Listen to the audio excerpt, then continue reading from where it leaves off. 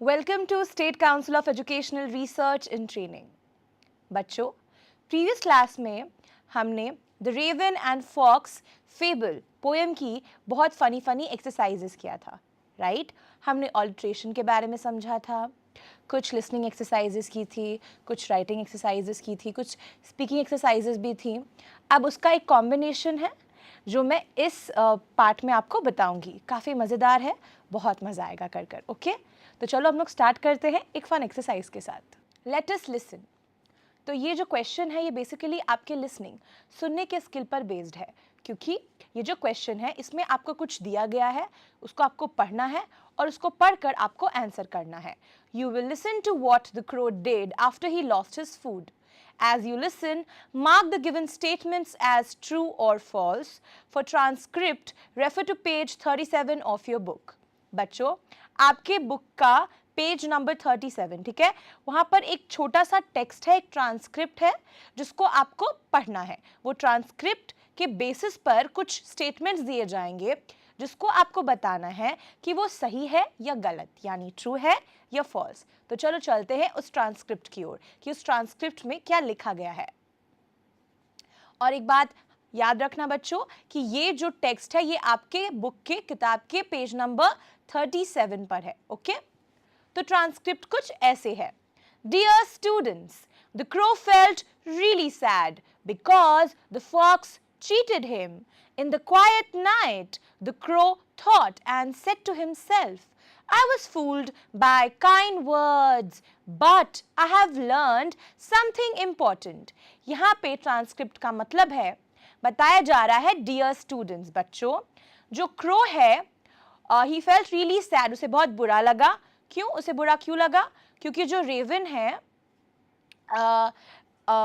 Basically ये जो transcript है इसमें रेवन की जगह क्रो को ला दिया गया है, ठीक है. तो जो रेवन था, जो कि क्रो जैसा ही क्रिएचर था, बट वो थोड़ा ह्यूज था, थोड़ा हेल्दी था और वो ज़्यादा ब्लैक इन कलर था, ठीक है. और रेवन क्या था बच्चों? क्लेवर था या फुलिश था? ऑब्वियसली रेवन जो था वो थोड़ा फुलिश था, थोड़ा बेवकूफ़ था. और जो फॉक्स था, रेनर्ड, वो क्या था? वो था क्लेवर. क्लेवर मतलब थोड़ा चालाक. तो इसमें क्रो जो है उसको फंसा लिया गया है. किसने फंसाया है? फॉक्स ने फंसा लिया है. और वो बहुत सैड है. क्यों? क्योंकि वो फॉक्स की बात में आ गया और उसके पास जो मॉर्सल था, जो खाने का एक छोटा सा टुकड़ा था, वो उसके हाथ से निकल गया. अब देखते हैं आगे क्या लिखा हुआ है ट्रांसक्रिप्ट में. Even if I don't have beautiful feathers, I am smart. To share his wisdom, he decided to go on a journey. He wanted to tell all the other animals to be careful with words. He told them, do not let pride lose what you have. अब क्या हुआ बच्चों? Crow जाल में तो फंस गया, trap हो गया, लेकिन वो एक जर्नी पर निकला, एक यात्रा पर निकला, जहां पर उसने डिसाइड किया कि वो और लोगों से मिलेगा और उस सफर में लोगों को बताएगा कि never fall for sweet words. कभी भी जब कोई तुम्हारे सामने मीठी मीठी बातें करे ना, तो उसमें फंसना नहीं है. और साथ ही साथ एक चीज और कि प्राइड जो है ना, वो जो घमंड होता है, वो सही चीज नहीं होती है. ऐसे जैसे हमने पोएम में पढ़ा था कि जो प्राइड है वो तो सरप्राइज में आया था रेवन के पास एक लेसन बनकर. But in real life also अगर कोई आपके सामने मीठी मीठी बातें करे तो उसके ट्रैप में नहीं आना है. और चाहे किसी भी टाइप का ट्रैप हो, प्राइड जो है, घमंड जो है, वो सही नहीं होता. क्यों? क्योंकि वो आपको कहीं ना कहीं रियलिटी से दूर करता है, सच्चाई से दूर करता है. तो वो अपनी एक जर्नी पे गया और बोला कि उसके सामने जो भी आएगा उससे वो जो ये लेसन उसने जो सीखा है वो दूसरों को ज़रूर देगा. क्यों? ऐसा क्यों कहा उसने? क्यों? ताकि उसके साथ जो हुआ वो किसी और के साथ ना हो. अब देखते हैं आगे क्या है. अब है उस ट्रांसक्रिप्ट के बेसिस पे कुछ क्वेश्चंस. तो आपका पहला स्टेटमेंट है बच्चों, the crow was unhappy that he lost his food. क्या क्रो खुशी था, मतलब क्या वो हैप्पी था या अनहैप्पी था? ऑब्वियसली वो खुश नहीं था, है ना. तो इसका स्टेटमेंट, ये जो स्टेटमेंट है बिल्कुल ट्रू है ना, तो इसका आंसर क्या होगा? ट्रू. अब चलते हैं दूसरे स्टेटमेंट पर. The crow thought that his lovely feathers made him smart. अच्छा, क्रो ने क्या सोचा था कि उसका जो लवली फेदर्स है वो उसको स्मार्ट बनाता है. क्या सच में उसके लवली फेदर्स उसको स्मार्ट बनाते हैं? ट्रू होगा या फॉल्स? देखते हैं आंसर। फॉल्स, बिल्कुल भी नहीं, क्योंकि इसी बात का तो बेनिफिट लेकर फॉक्स ने उसे बेवकूफ़ बनाया था। अब चलते हैं अगले क्वेश्चन पर। The crow wanted to tell his friend not to be proud. इस ट्रांसक्रिप्ट में एक चीज़ लास्ट में हमें पता चलता है कि वो अपने इस जर्नी में और जो उसके साथ फ्रेंड्स मिलते हैं उससे वो अपना जो लेसन है उससे शेयर करना चाहता है। क्या कहना चाहता है उससे? कि हमें अपने आप पे प्राउड नहीं होना चाहिए। तो ये स्टेटमेंट क्या होगा बच्चों? Let's see the answer. True है ना? काफ़ी इंटरेस्टिंग एक्सरसाइज जहाँ पर एक ट्रांसक्रिप्ट के बेसिस पे हमें ट्रू और फॉल्स के बारे में पता करना था। इसी टाइप की एक्सरसाइज, फन एक्सरसाइज आप अपने क्लास में भी कर सकते हो। जैसे ये जो स्टोरी था, ये स्टोरी अपने से एक इमेजिनेटिव थी। ये सेम स्टोरी हमने पोएम में, ये जो ट्रांसक्रिप्ट हमने पढ़ा था, ये एक एक्सटेंडेड वर्जन था। मतलब ये बच्चों आप लोग को इसलिए दिया गया एज एन एक्सरसाइज ताकि इससे आपकी एक इमेजिनेशन स्किल डेवलप हो, मतलब आपकी कल्पना शक्ति बढ़े। जैसे ये जो एक शॉर्ट स्टोरी थी, एक्सटेंशन थी कि आपने पोएम में जो पढ़ा, पोएम एंडिंग कहाँ हुई थी कि जो रेवन है वो नाराज़ होकर रह गया और फॉक्स उसको एक लेसन देकर चला गया। लेकिन जो हार मान जाए, क्या बस वही स्टोरी की एंड या पोएम की एंड हो जाती है? नहीं, लाइफ तो चलती रहती है ना। और इसीलिए इस एक्सरसाइज में क्या किया गया, एंडिंग को चेंज किया गया है कि उस लेसन को सीख कर वो हार कर गिव अप उसने नहीं किया, उसने इस लेसन को सीखकर आगे चलकर एक जर्नी शुरू की और उसके और जो फ्रेंड्स हैं उससे मुलाकात हुई और वो ये लेसन को शेयर कर रहा था, जैसे कि उसने जिस ट्रैप में खुद को पाया वो किसी और को उससे बचा सके। तो ये काफ़ी इंटरेस्टिंग है ना। तो आप भी इस टाइप के एंडिंग्स इस स्टोरी या किसी भी टाइप के स्टोरी को आप दे सकते हो, जिससे कि स्टोरी की अगर एंडिंग हैप्पी नहीं हुई है तो आप अपने इमेजिनेशन से, अपने पावर ऑफ इमेजिनेशन से, कल्पना शक्ति से उस स्टोरी को एक अच्छी एंडिंग दे सकते हो। चलो चलते हैं एक और इंटरेस्टिंग एक्सरसाइज पर। Let us speak. अब आपको कुछ एक्सरसाइज है जो आपके स्पीकिंग स्किल्स को स्ट्रॉन्ग करेगा।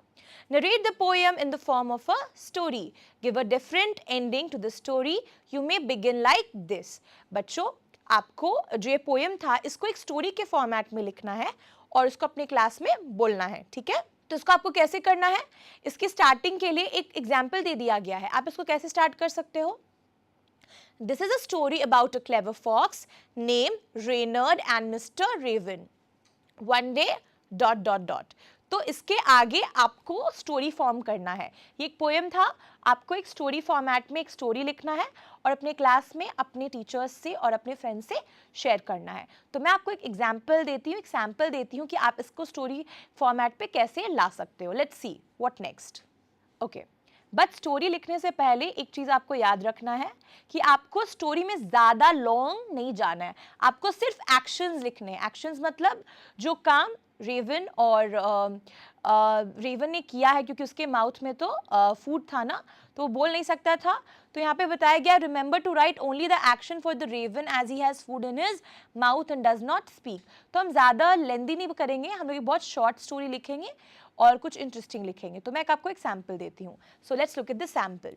तो आप स्टोरी की स्टार्टिंग कुछ ऐसे कर सकते हो। Reynard, good morning mister Raven, you seem to be awake so early. Mr. Raven just nods his head. Reynard, oh, Mr. Raven, you look so handsome today. Your feathers are simply magnificent.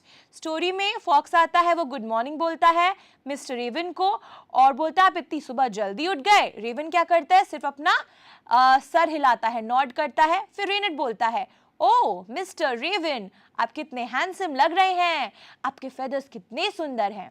ठीक है, मतलब ये एक story के format में है। ठीक है, तो इसमें थोड़ा सा एक्सप्लेन करेंगे, बट जो क्रक्स है, मेन चीज जो पोएम में हुआ है उसी को हम लोग रखेंगे, लेकिन इसकी एंडिंग को हम अपने अनुसार, अपने अकॉर्डिंग दे सकते हैं। देखते हैं नेक्स्ट में क्या होगा। रेनर्ड, फॉक्स कहता है, you know with such beautiful feathers you must have a lovely singing voice. If you would only sing, the birds of these woods would surely call you king. रेनर्ड क्या कहता है कि आपके इतने सुंदर फेदर्स हैं और आपका गाना तो और भी सुंदर होगा आवाज, क्यों ना आप गाना गाओ। आप गाना गाओगे तो इस वुड्स के जितने भी बर्ड्स हैं वो आपको क्या कहेंगे, किंग कहेंगे। अब देखते हैं आगे कैसे आप एक स्टोरी फॉर्म करोगे। Mister Raven, feeling proud, open his beak to sing, The morsel falls to the ground and Reynard quickly grabs it.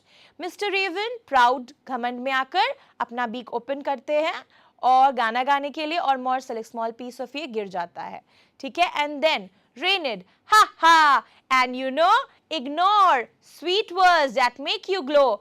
Pride, my friend, is rather unwise. I'm sure this teaching is quite a surprise. तो ये जो statements है बच्चों, ये poem के जैसे ही है. Poem के जो वर्ड्स हैं वैसे ही ले लिए गए हैं स्टोरी फॉर्मेट में भी, बस उसको एक सेंटेंस वाइज में, एक स्टोरी फॉर्मेट में, एक कॉन्वर्सेशन बिटवीन टू कैरेक्टर्स, दो किरदार के बीच में जो बातचीत होती है एक स्टोरी फॉर्म में, वैसा कर दिया गया है. वरना आप वर्डिंग्स देखोगे तो बिल्कुल सेम टू सेम है. अब देखते हैं आगे क्या है. Mr. Raven looks embarrassed, but then has an idea. He flies down to Reynard and looks at him expectantly. Reynard, what's this? Mr. Raven, do you have something to say? अब आया है स्टोरी में climax. मतलब आधी चीज जो हमने poem से ली वो तो सेम टू सेम रहेगी. अब इसमें एक एडेड वर्जन है जो डालकर बताया गया है कि आप भी ऐसा कर सकते हो, क्योंकि इससे हमें स्टोरी बनाना है ना.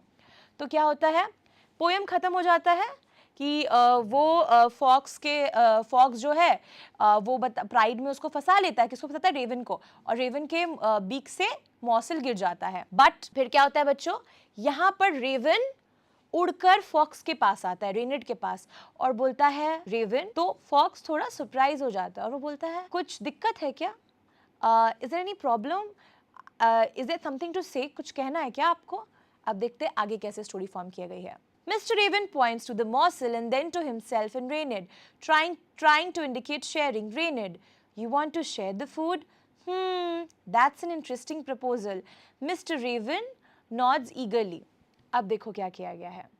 वो क्या करता है, जो रेवन है वो जो मॉर्सल नीचे गिरता है उस पे पॉइंट करता है, इशारा करता है, और क्या बोलता है कि ये मेरा है, हम लोग एक दूसरे को शेयर कर ये पीस खा सकते हैं इस food of item of food को.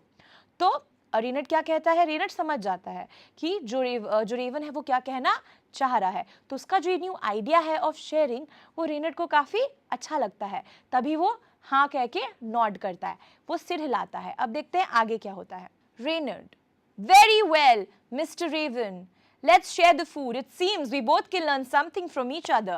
Mr. Raven and Reynard sit together, sharing the morsel. They both realize the cleverness and kindness can coexist, and from that day on they become friends. बच्चों, काफ़ी interesting ending दी गई है story की. Raven जो proposal रखता है कि हम एक काम करते हैं, इसको शेयर करते हैं, फूड को शेयर करते हैं. तो रेनड खुश हो जाता है. रेनड becomes happy and he says, oh, I like the idea. We can share the food. ठीक है. और उसके बाद वो दुश्मन के जगह दोस्त बन जाते हैं, और वो लेसन को एक नया एंडिंग दे रहा है. मतलब लेसन से तो एक हमें एक एंडिंग मिली है, बट ये हमारी इमेजिनेटिव एंडिंग है, और एक काफ़ी इंटरेस्टिंग एंडिंग है, क्योंकि इसमें हम लोग ने क्या देखा कि जो काइंडनेस है, जो दया है, और जो क्लेवरनेस है, जो चालाकी है, वो एक साथ कोएग्जिस्ट कर सकती है. वो कहते हैं ना बच्चों कि अगर दुश्मन को भी अगर आप दोस्त बना लें तो आगे चलकर ज़िंदगी में काम आ सकता है, क्योंकि हैं तो हम लोग सब भगवान के ही बच्चे. We all are childs God. So कभी कभी क्या होता है ना, अगर सामने वाला कोई लेसन दे रहा हो तो उसे ले लेना चाहिए, क्योंकि जो लेसन फॉक्स ने दिया, जो रेनड ने रेवन को दिया, वो कोई ख़राब लेसन नहीं था, वो काफ़ी इंपॉर्टेंट लेसन था जो उसकी लाइफ में काम ही आता है. राइट. तो यहाँ पे वो पोएम था. इस स्टोरी में क्या किया गया, इसमें बताया गया कि बिना हार माने हुए रेवन ने अपना दिमाग लगाया और क्या किया, उसने शेयरिंग का ऑप्शन खुला रखा, और रेनड को पसंद आया, और दोनों दुश्मन की जगह दोस्त बन गए. है ना काफ़ी इंटरेस्टिंग एक्सरसाइज, जहाँ पर एक एंडिंग अलग थी, पर अपने इमेजिनेशन से आप एंडिंग कुछ और दे देते हो. और फिर इस इमेजिनेटिव स्टोरी से हमें क्या सीख मिलती है कि काइंडनेस एंड क्लेवरनेस कैन को एग्जिस्ट. मतलब एक दुनिया में अलग अलग तरीके के लोग एक साथ एक दूसरे के व्यूज़ को, विचारों को समझकर अच्छे से फ्रेंड्स बनकर रह सकते हैं. है ना बच्चों, काफ़ी interesting exercise. Let's move to another exercise. Let us explore. बच्चों, इसमें काफ़ी अलग चीज़ दी गई है, और ये थोड़ा ये लास्ट एक्सरसाइज है आपके इस लेसन का और बहुत ही इंटरेस्टिंग एक्सरसाइज है। ये है ओरिगैमी। तो ओरिगैमी क्या होता है? Origami is the art of folding object out of paper to create both two-dimensional and three-dimensional object. Let us make stick puppets and enact a poem. You may take the help of the pictures given below. बच्चों मैं आपको कुछ pictures दिखाऊंगी, आप उस pictures को देखना और फिर मैं आपसे कुछ पूछूंगी और फिर कुछ बताना भी है। तो मैं आपको कुछ कुछ पिक्चर्स दिखूंगी जो फॉक्स और क्रो के कुछ पिक्चर्स होंगे पेपर के बने हुए। तो आप देखो वो सारे पिक्चर्स। ये फॉक्स के कुछ कुछ टाइप का लग रहा है ना, जो पेपर से बनाया गया है ना। अब देखते हैं दूसरा पिक्चर, क्रो है ना, ये पेपर से क्रो बनाया गया है। अब देखते हैं इसका फाइनल एंडिंग क्या है। इस टाइप का क्रो, पेपर से बनाया गया क्रो। तो बच्चों सबसे पहले मैं आपको बता दूं, जो आपने देखा वो है क्या? वो है ओरिगैमी। क्या है? ओरिगैमी। तो ओरिगैमी दो वर्ड से लिया गया है। ओरी मतलब फोल्डिंग यानी फोल्ड करना, मोड़ना, और गैमी, गैमी मतलब पेपर। ये एक जापानीज फॉर्म ऑफ आर्ट है। आपने जापान का नाम सुना होगा। जापान एक कंट्री है और वहाँ से ये आर्ट फॉर्म लिया गया है ओरिगैमी, जिसमें पेपर को फोल्ड करके हम डिज़ायर्ड ड्राइंग्स बनाते हैं, ऑब्जेक्ट्स बनाते हैं। और पता है ये आर्ट फॉर्म इतना अच्छा है क्योंकि यहाँ पे हम लोग 2D या 3D, टू डायमेंशनल या 3 डायमेंशनल फिगर्स बनाते हैं। अब आपको नया वर्ड आया होगा 2D और 3D। ये 2D और 3D क्या होता है? तो 2D ऑब्जेक्ट्स वो होते हैं जिसमें लेंथ और ब्रेथ होते हैं, जैसे कि आपके रेक्टेंगल हो गए, स्क्वायर हो गए। और जो आपके 3D होता है उसमें एक चीज़ ऐड हो जाता है, लेंथ, ब्रेथ और हाइट। जैसे आप लूडो खेलते हो ना, तो लूडो की जो वो क्यूबॉइड या क्यूब जैसी गोटी होती है, सॉरी गोटी नहीं, जो हम लोग बॉक्स कहते हैं जिसमें नंबर्स लिखे रहते हैं ना, डाइस जिसको हम लोग कहते हैं, तो वो 3D का एग्जाम्पल है। ठीक है, तो ओरिगैमी एक आर्ट फॉर्म है जिससे कि पेपर को फोल्ड करके हम बहुत सुंदर सुंदर पिक्चर्स बना सकते हैं और इससे आप कबाड़ से जुगाड़ कर सकते हो। मतलब जो पेपर्स है ना, जो आप ऐसे ही फेंक देते हो जहाज बनाकर इधर उधर, तो उसको आप अपना वेस्ट मत करना, फाड़ना मत, क्योंकि एक तो पेपर्स जो होते हैं वो ट्री से आते हैं, तो हमें ट्री को सेव करना है। तो वो ओल्ड पेपर्स को आप ओरिगैमी फॉर्म ऑफ आर्ट में यूज़ कर सकते हो। और ओरिगैमी आप कैसे करोगे, इसके लिए एक बहुत ही फन एक्सरसाइज है जो हमें अपराजिता मैम बताएंगे।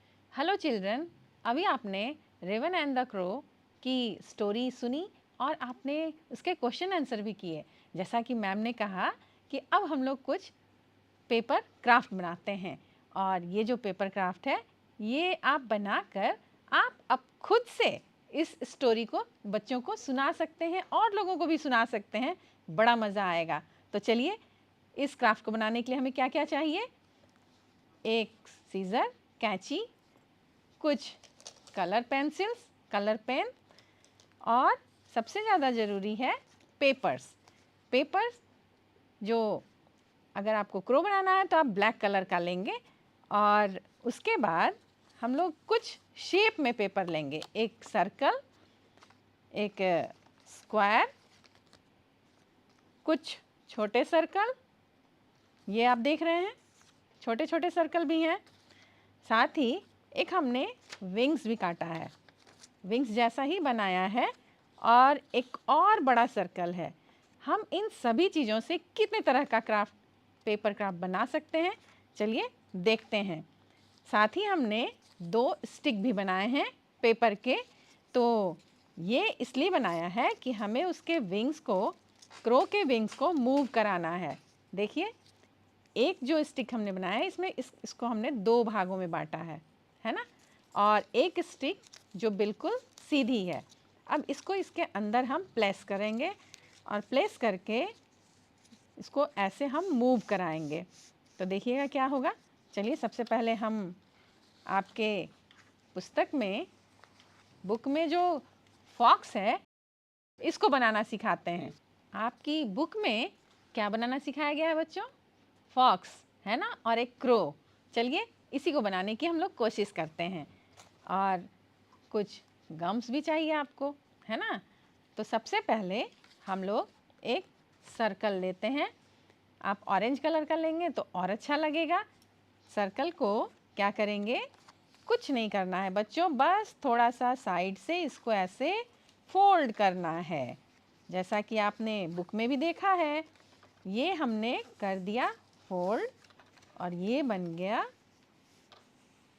फॉक्स का हेड, है ना। और हम क्या करेंगे, इसमें उसके आईज बनाएंगे। हमने आईज बना दिए, है ना। और क्या करेंगे बच्चों, अभी और क्या बाकी है, नोज़। देखिए यहाँ उसके नोज़ भी ऐसे हम बना सकते हैं। ये बन गया नोज़। और इसके क्या बाकी हैं बच्चों, ईयर, कान, है ना। चलिए जल्दी से हम लोग इसके कान भी बनाते हैं। और कान के लिए हमें क्या चाहिए बच्चों, वही दो छोटे सर्किल। ये एक सर्किल है और एक ये सर्किल है। इसको हम लोग फिर उसी तरह साइड से फिर फोल्ड कर देंगे, है ना।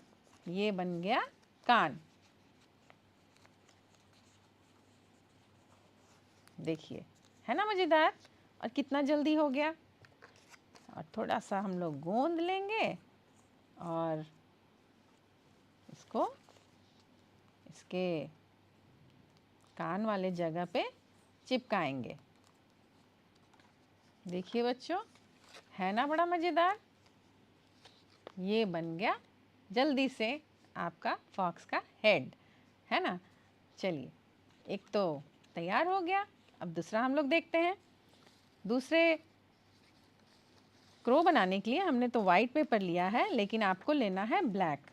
कुछ नहीं करना है बच्चों, बस इसको हाफ फोल्ड करना है। ये जो सर्किल है इसको आपको हाफ फोल्ड करना है। और उसके बाद एक जो छोटी सर्किल है इसको हम लोगों को यहाँ प्लेस करना है। कहाँ पे, ये हम बना रहे हैं उसका हेड। इसको हमने यहाँ प्लेस किया। और चोंच के लिए हमने एक छोटा सा ट्रायंगल काटा है, देखिए, है ना, बिल्कुल छोटा सा। इसको आप ऐसे मोड़ दीजिए और उसके बाद इसको भी आगे स्टिक कीजिए। यहाँ पे चोंच, चिड़िया की चोंच बन रही है। और देखिए बच्चों, हमने काटा था विंग। विंग को हम इस पे प्लेस करेंगे।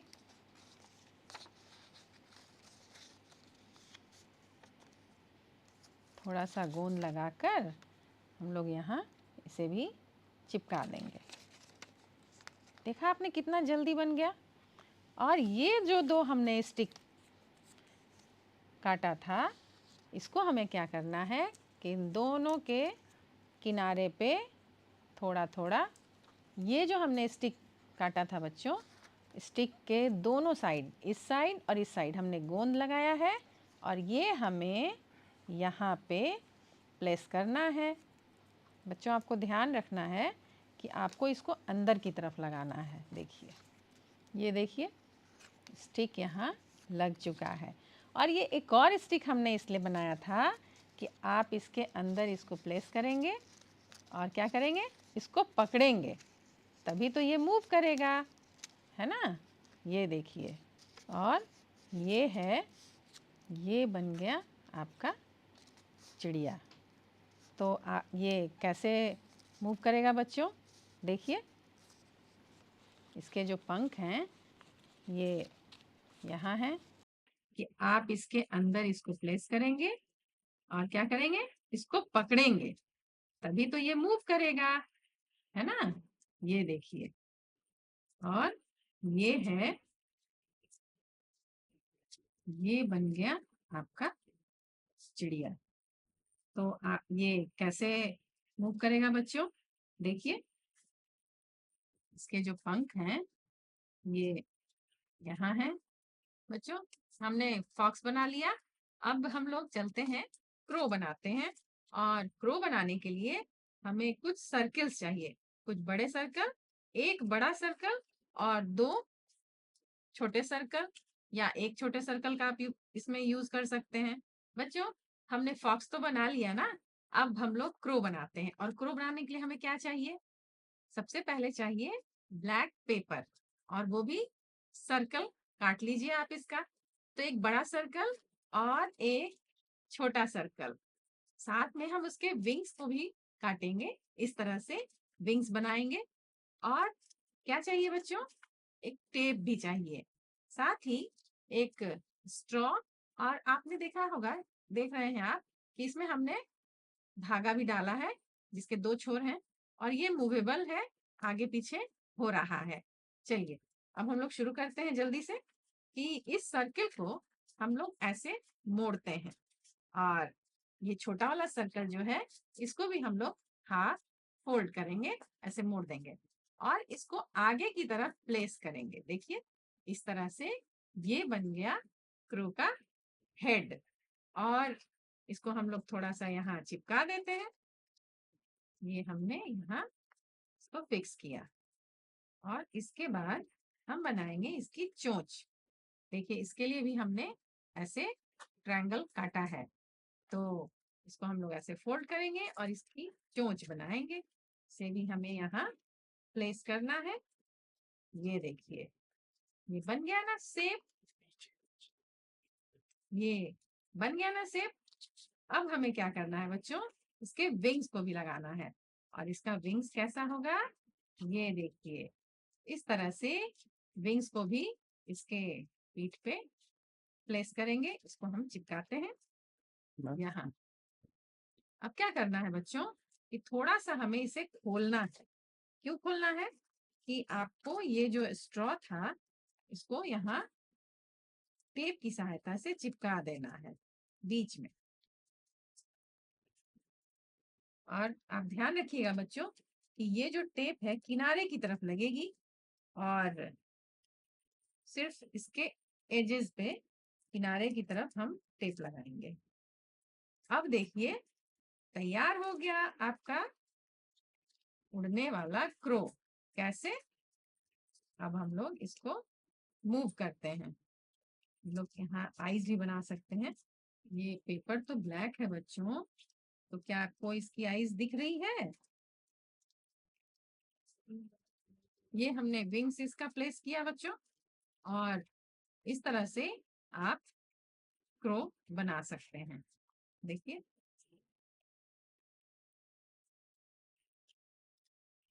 तो ये रहा फॉक्स और ये क्रो। बच्चों, हमें अपराजिता मैम ने ओरिगैमी के थ्रू फॉक्स बनाना सिखाया, और ओरिगैमी को ही लिया और उसमें थोड़ा इंडियन आर्ट क्राफ्ट जिसमें पेपर कटिंग का कॉम्बिनेशन करके उन्होंने हमें क्रो बनाना सिखाया। और सिंस ये आपके लिए फर्स्ट टाइम था ओरिगैमी का, तो मैम ने बहुत इंटरेस्टिंग बताया। फॉक्स को हमने ओरिगैमी के थ्रू बनाया, और जो क्रो था दोनों को कंबाइन करके, मतलब ओरिगैमी को पेपर फोल्डिंग का एक टेक्निक कहते हैं जिससे कि हम लोग पेपर क्राफ्ट बना सकते हैं या। और तो हमने क्या सीखा, पेपर को कट करके और ओरिगैमी को मिक्स करके हम एक बहुत अच्छा पपेट शो भी बना सकते हैं, और स्टोरी को इनैक्ट कर सकते हैं या कोई पोएम को इनैक्ट कर सकते हैं। ये एक्टिविटी आप अपने क्लास में, अपने घर पे, अपने फ्रेंड्स के साथ कर सकते हो। काफ़ी इंटरेस्टिंग है ना। तो बच्चों, ये था हमारा chapter the raven and the fox. काफ़ी इंटरेस्टिंग चैप्टर था ना बच्चों, और लेसन वो तो उससे भी ज़्यादा इंटरेस्टिंग, और उसके एक्सरसाइजेज वो तो उससे ज़्यादा इंटरेस्टिंग, क्योंकि स्टोरी के थ्रू जो हमने एक्सरसाइज बनाए हैं, हमने जो फेबल में पढ़ा था वो तो हमने प्राइड के लेसन के बारे में पढ़ा था, लेकिन जो एक्सरसाइज मिला हमें, उससे हमें मिला कि हम लास्ट में भी अपनी स्टोरी अपने अकॉर्डिंग एंड करके एक ब्यूटीफुल लेसन अपनी लाइफ को दे सकते हैं। थैंक यू बच्चों, और मैं अगले क्लास में फिर एक नए चैप्टर के साथ आऊँगी। Thank you.